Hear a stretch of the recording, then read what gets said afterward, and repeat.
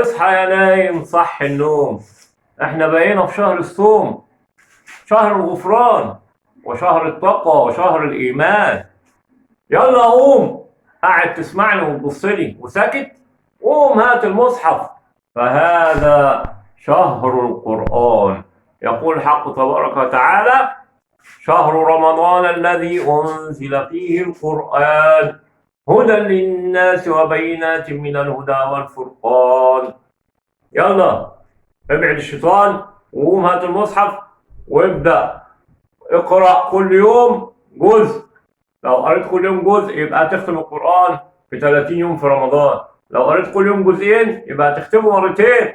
املأوا قلوبكم بالقرآن واملأوا بيوتكم بالقرآن الكريم، فهذا هو النجاة. يقول رسولنا الكريم صلى الله عليه وسلم: تركت فيكم ما إن تمسكتم به لن تضلوا بعدي أبدا، كتاب الله وسنتي. أيها السادة الكرام، تابعوني يوميا مع أحاديث رمضانية على يوميات الأستاذ رجب. السلام عليكم ورحمة الله وبركاته.